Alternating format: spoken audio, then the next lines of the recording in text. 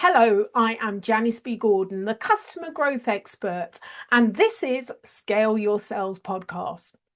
Ranked among the top sales podcasts globally for CEOs and revenue leaders and growth-focused organizations. We explore how to scale predictable revenue through smarter leadership, customer excellence, and data-informed sales operations. In today's episode of Scale Your Sales podcast, my guest talks about the era of AI, needing people who stand out. These are the ones that learn fast, adapt quickly, and connect ideas across disciplines. We also talked about the key responsibilities of CEOs to really develop their culture that's relevant to this AI world and attract talent, and development of their talent being absolutely crucial.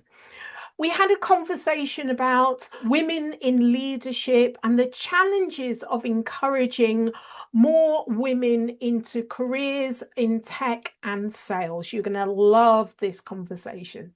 My next guest has been a sales leader for more than 13 years. For the past 7 years, she has built and scaled SDR teams across EMEA and APAC at high growth SaaS companies, including Redis and Snyk. She specializes in turning sales development teams into real pipeline engines using AI-empowered outreach, account-based strategies, and strong performance frameworks. Her approach aligns people, processes, and technology to drive measurable growth. Welcome to Scale Your Sales podcast, Annabella. Thank you for having me. It's great to be here.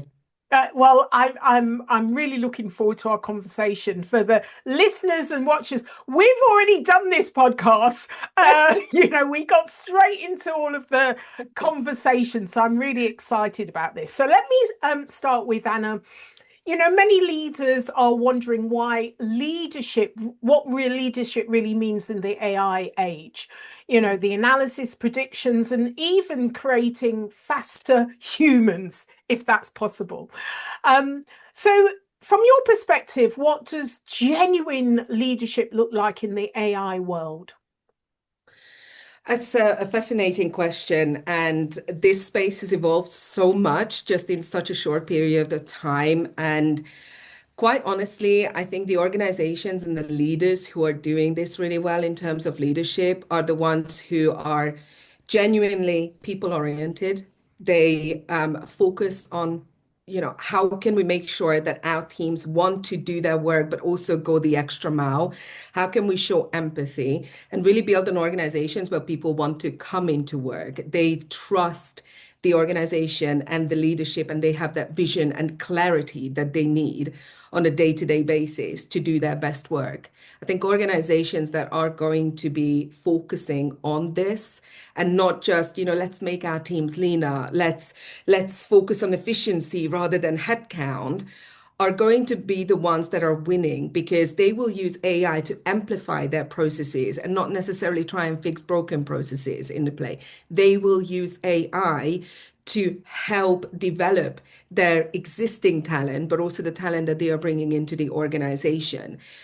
And for me, coaching is a really underrated part of what all organizations are doing at the moment. It's all well and good to think about, let's bring in this new shiny tool into our organization. But actually, are we coaching our teams how to use that, how to maximize that, how to become super users of those AI tools to be able to help with, obviously, the revenue growth that the organizations are looking for. So for me, true leadership is all about showing empathy, but also holding your teams accountable.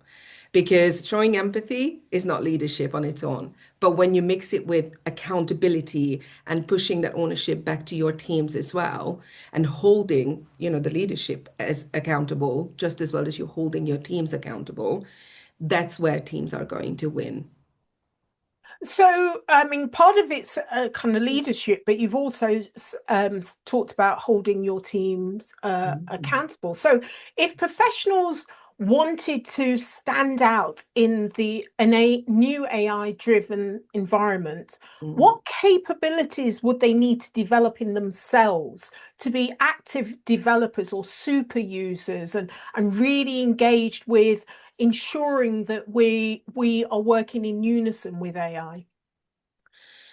So, in my opinion, people who are taking that initiative to not just rely on what's happening in the organization and rely on the coaching or enablement if they're lucky enough to get that from their leaders and their enablement teams, but they actually take that extra initiative to go out there and experiment with the tools that are coming in play, especially when AI is concerned. Like myself, I give you a perfect example. I experiment with about 5 or 6 different tools, Claude, ChatGPT, you've got Gamma for creating amazing presentations. The people who will go out there and use their initiative to really become those super users and not wait around to be told, hey, this is what you can do and this is the enablement that we have for you, are going to really stand out. I also do want to mention that people who share their knowledge, and you see this, I'm sure, yourself on LinkedIn, where so many super users are out there now and they're sharing their knowledge and they are sharing free resources and there are free courses that you can do. Those are the people that are truly going to be standing out as well in this era, in my opinion. And you don't necessarily have to be a leader to stand out and to inspire others and to motivate others. If you use your voice and you go to LinkedIn, you go to some of these social media platforms, or you go into schools and universities and you speak to the new generation about how they can leverage AI, how can they interview with certain organizations, how can they come and be successful in sales and tech. That's where success is going to come from, and that's where we are going to all learn from. So for me, it's really not just about relying on what's available to you, but actually going out there and experimenting and networking. For me, networking is extremely important, where you speak to so many smart people in this space and you can learn so much. But that face-to-face connection is, for me, one of the top skills that this new generation, and not just the new generation, yes, we're talking about millennials, we're talking about all of the different generations, should not neglect. You need to absolutely go out there, put yourself outside of your comfort zone and be able to hold your ground and have those conversations. And, that will help you grow. Once you're outside of your comfort zone and you're nervous about it, that's a great thing because you're really truly thinking about, okay, I'm learning, I'm growing, I'm doing something that's going to make me better. Yeah, so talking about going out and networking and business schools, you're a board member of Buckingham Business School I and a am. member of Women in Tech Forum and SDR leaders for EMEA and a fierce advocate for women in sales, as am I. Now, do you think we've made enough progress attracting young women into sales and leadership?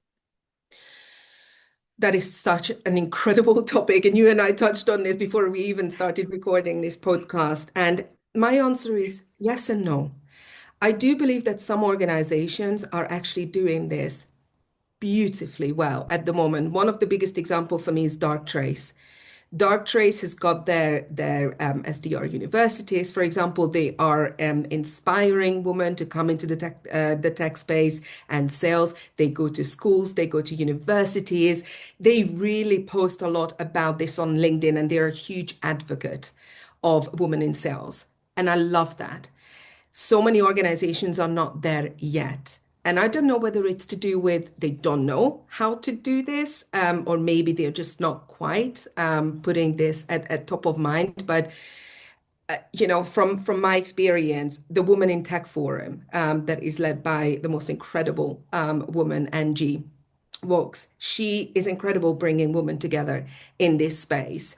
And I do tend to inspire other women to come along with me to some of these events. I'm going to one of those this week on Thursday to talk about executive presence and how you can become a much stronger version and better version of yourself when you are in those rooms with executive leaders. There is a lot more that we can do. And I think organizations really need to put this at the forefront, especially as we are trying to focus more on bringing new talent into organizations. Yes, in the age of an era of AI, it is so important to bring more women into this space. But I don't know if women truly really know about this space enough. And I don't know if we are saying enough on the social platforms about the importance of women in tech. Because we bring a lot of different skill set. Yes, we bring the empathy, we bring ownership, we bring going the extra miles in whatever we do, and leadership and inspiration for others. So I think yourself and myself and other women who have gone through some of this hardship in this space, we need to absolutely advocate more for women. For cybersecurity, I find it the most challenging, personally, from my experience, to bring women into this space. And I think it's everyone's responsibility from that particular industry to try and encourage that more. Laurie Richardson, who wrote the book She Sells, I know her very well. And I think she coined the phrase, you've got to see it to believe it. And I think Mm. that you can, I understand in the kind of sciences, cybersecurity, and the traditions of it, why traditionally there haven't been a mix of diversity and women. Um, but you've given a great example of a company that have decided that they're going to go wholeheartedly for that, and they're going to win the game on talent, Yes. all talent, because they are putting 2 feet in the wanting to attract more diversity and women. And we're putting, it's not just a token; they're actually putting some money behind it. And Mhm. and it's lovely to see. I'm going to certainly look up that example. But the stats say that women are better at sales because we're in a different world. And, for a long time, we've had what, for the last 20 years, that when you have a diverse general workforce, a Mhm. diverse team, it has a direct link to higher revenues, better customer interaction. Um, so we've had these stats around for a while. It's not just a good thing to do. There is a Mhm. business a motive behind doing it. So why isn't it really moving forward enough, fast enough? Why do we feel that we're taking one step forward, and then when there's an economic crisis, it's women are often the first layer to go. Like marketing tradition is first layer to go. And it's certainly, we've seen this with a lot of my colleagues in America. So what is not clicking in? It's such a big topic, and I have been very fortunate not to be at this end of the spectrum from my experience. I have to be really honest with you. I have seen it happen, what you've just described. Um, I haven't had that bad experience as such. I do believe, however, as women, we tend to sometimes, and look, this is my opinion, and I'm just telling you from my perspective, that we can overthink some of the areas. We can overthink what we do. How do we do it? Is it right? We can also look at a job description and think, oh my gosh, I don't meet one of the 10 criteria. So I am not actually going to apply for that job because I think I am not well qualified. And I think we need to let go of that. And as women, so many of us, I think, are still doing this. And we go through this whole imposter syndrome around, oh my gosh, I know people who are much better qualified for this role. So actually, I'm going to leave them. No, this has to be let go. As women, we need to be more confident, more empowered to be able to go for the roles that we don't necessarily meet the criteria for, because we bring so much into organizations, and that diversity is so important. I do believe as women, we are great at sales because we show empathy. We want to build trust. We want to have that really close partnership with our customers, with our prospects. and truly understand how can we solve their problems? How can we bring value to the table? And we are less transactional, in my opinion. You do need to have that part as well, but in all honesty, I think there is so much more that organizations and CEOs and CROs can do to encourage more women into sales and to not let that, what you've just described, happen, where women are the first to be let go. I think it very much depends. Of course, performance comes in place. How are you performing? How do you meet the values of the organizations that you're working for? And I don't necessarily want to put that down to whether you're a woman or a man. Yes, it ultimately will come down to, do you really fit into this organization? Do you have the skills and the potential that you need to be successful here and add value to the company that you're working for? So it's a really big question. I think there's a lot more that can be done. Yeah, and I think you're making a great point. There is work to be done on both sides. Women do not put themselves forward. If there's one or two things on the job description, we need to change the way that recruiters are writing these job descriptions. I remember Freddie Flintoff, the cricketer, who's moved into kind of TV presenting. I remember he was saying to some millennials that, so he was the old guy on the program, and there was lots of young ones that were really worrying about could they do it. And he said, don't worry. If you mess up and you're not good enough, it's the fault of the producers for choosing you. So he's saying it's not my fault if I'm no good. They just chose the wrong person. I'm not responsible for that. All you can do is do the best. But after that, and I do think that we have men and women have a different mindset to these things, and maybe more men go forward saying, well, like if I don't get the role, then I'm not suited to the role, but I'm going to go for it whether I'm qualified or not. And women are do not have that kind of laissez-faire, as you say, overthinking things. And I often say when I go out and mentoring younger women and talking to on a panel in a sales environment, that if from a promotional point of view, if you're meant to do everything on the job, that's not a promotion. I mean, think about it. That's not a promotion if you can do everything. That's moving sideways. And you don't deserve to get more money if you're literally can do the job. So you actually need a job description where you can't, there's got to be a challenge. There's got to be a stretch in there. And that's the way you need to look at it. And actually, you need to be brave enough to say to the recruiters, if you're recruiting someone that can meet all of these roles, then that person is not stretching themselves. And, they're not challenging. And do you really want that kind of person in the role? I think we need to create more questions. The other question I often share in an interview, you should be asking, what is the makeup of the board? What is the makeup of the senior management team? And you actually don't really want the answer. You just want them to maybe squirm, but actually have to answer that question more often. If they have to answer that question more often, they're going to change things because they don't want that uncomfortable moment. So you've got to keep asking the question, reflecting it. It's no longer our responsibility as women. It is their responsibility as CEO, as chairman of the board, as a leadership team, and you need to put it back onto them.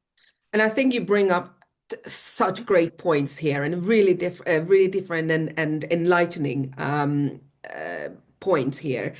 Two things that I'd like to raise on that. Number one is the hiring perspective. I think there is so much more that we can do when it comes to our organizations and our hiring processes and the way we filter for the right individuals, not necessarily the ones that, by the way, tick all the boxes.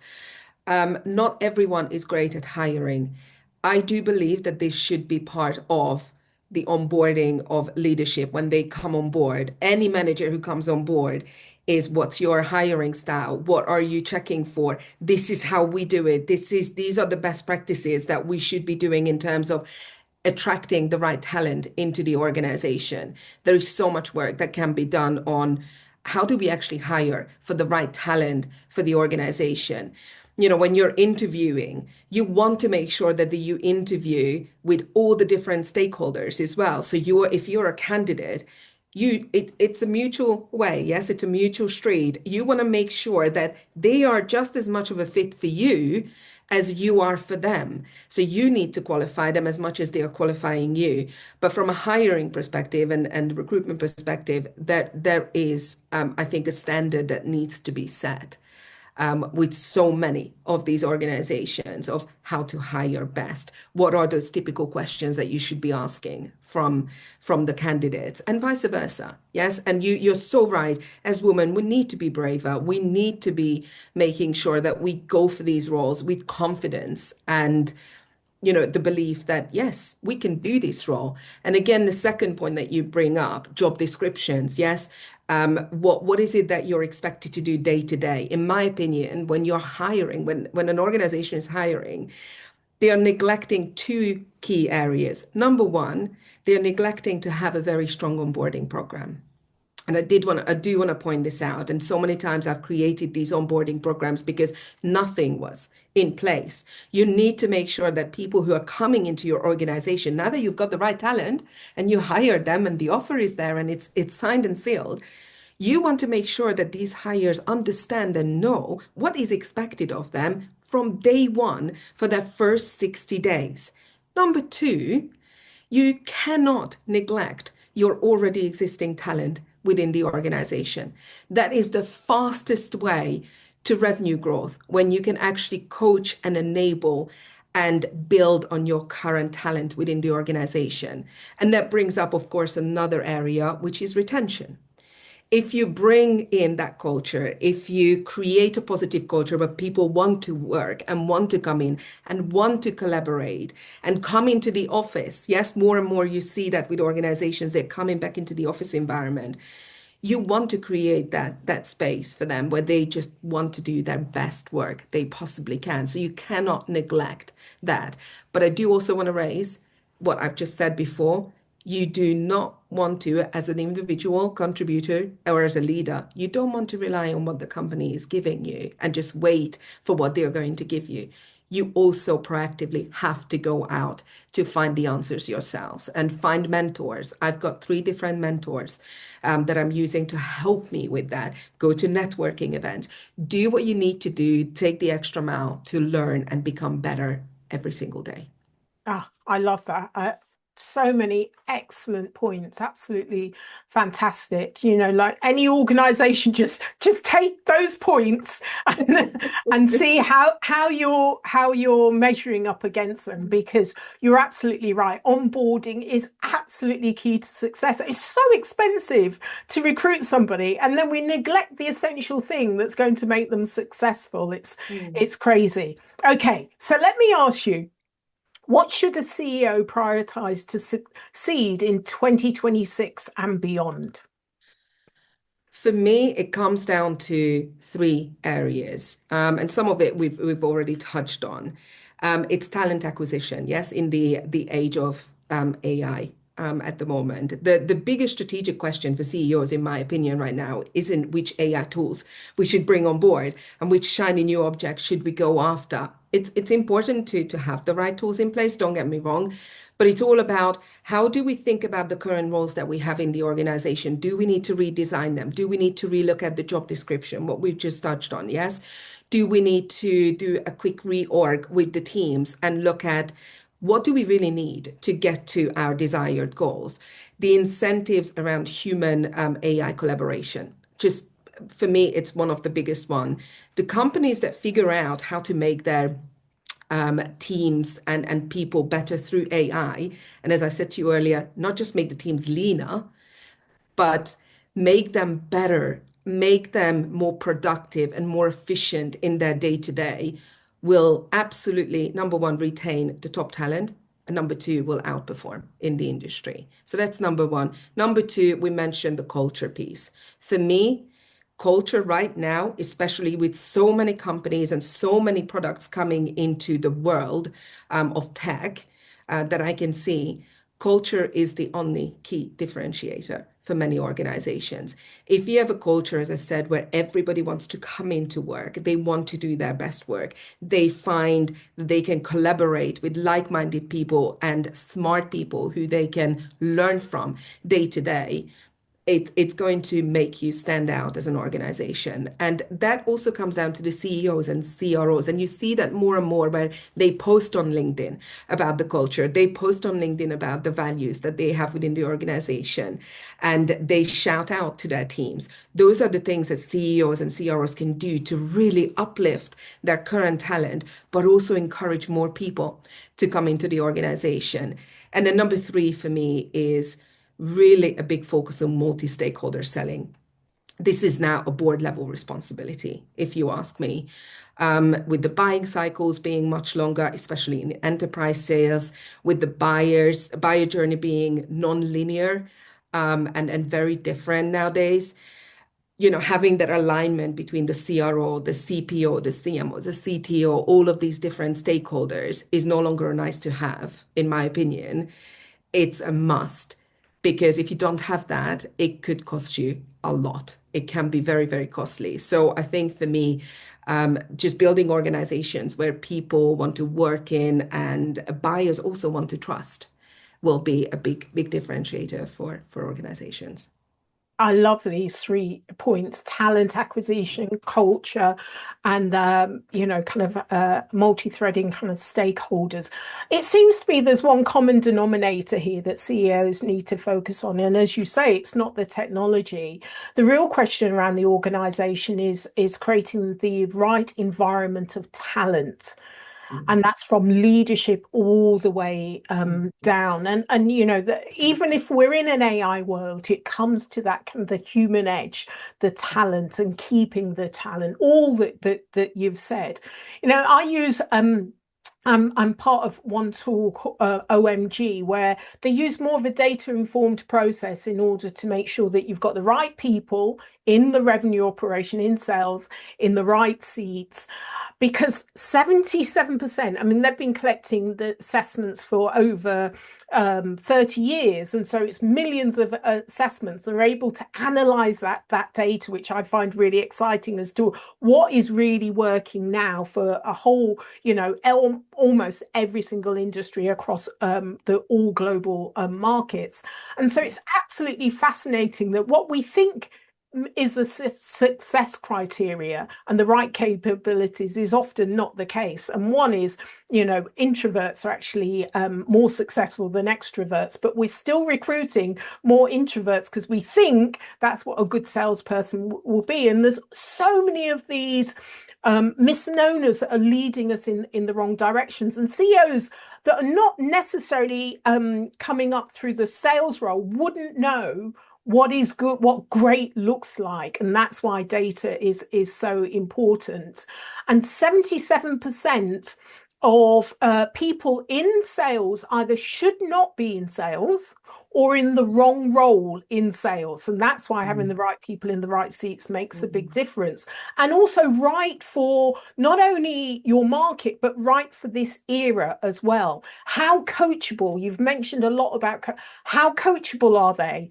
If they're not coachable, then they should not be in sales at all, because it's so important to keep coaching that skills, because that is one of the key criteria for success in a team. And you've mentioned a lot, and I know it's a big area for you. So it's great to have that data that gives you more or less the roadmap as what success will look like, especially for CEOs that have not come up through and sales, when they really want to understand what they need to do to kind of switch on the revenue operation through the people consistently and sustainably.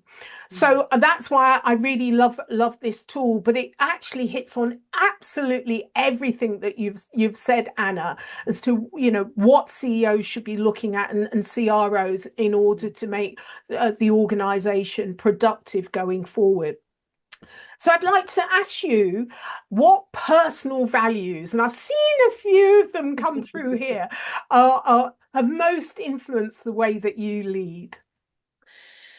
For me, and we mentioned this before briefly, is all about empathy and accountability. For me, having come to the UK when I was 18, straight after doing my A-levels, not speaking English, not knowing anything about the culture, not having a supporting network, that has influenced who I have become as a human being, but also as a leader.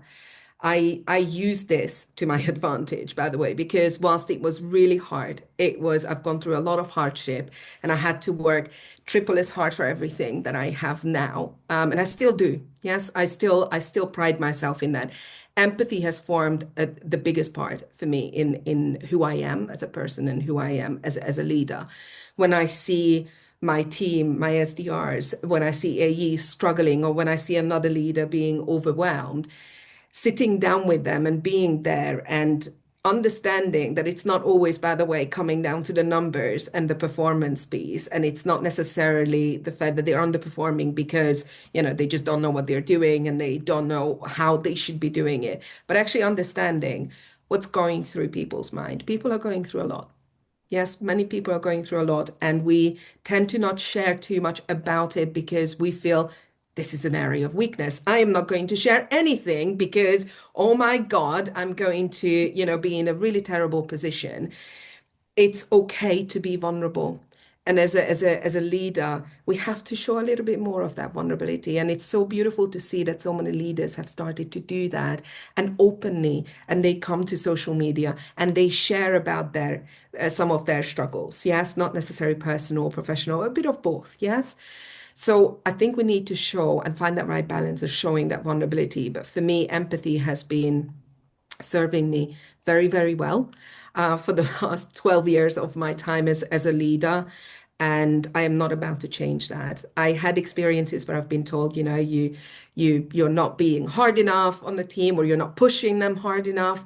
It's not about pushing them hard. It's understanding what makes them tick, how you can adapt your style to bring the best out of your people, and be there for them. People appreciate that. They appreciate clarity, vision, the guidance that they need. And it goes back to, again, what you and I have talked about when it comes to coaching.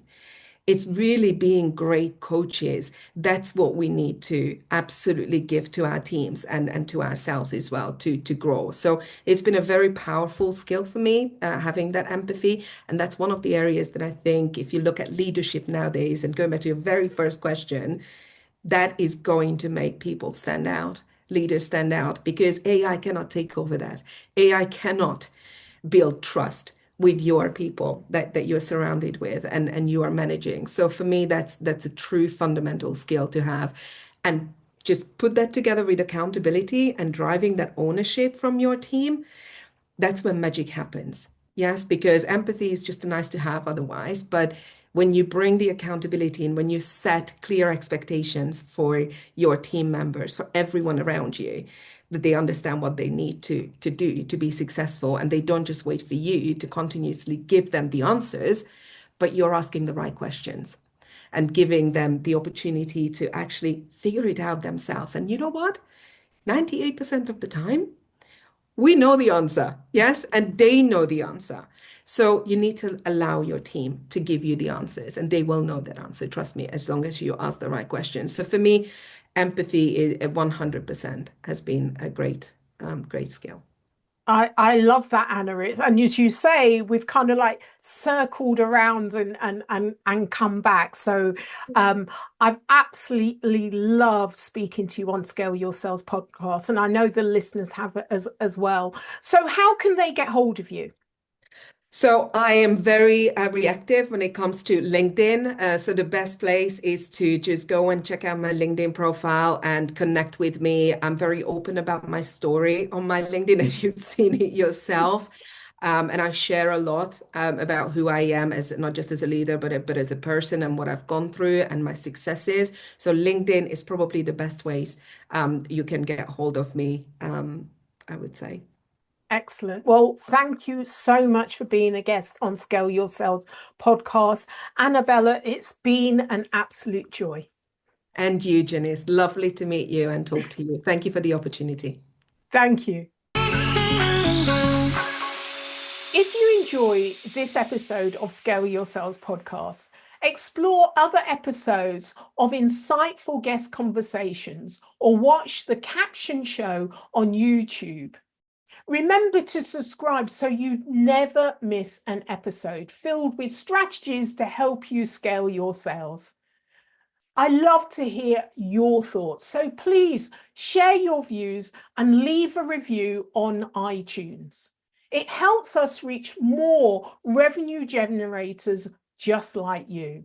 So until next time, keep scaling your sales.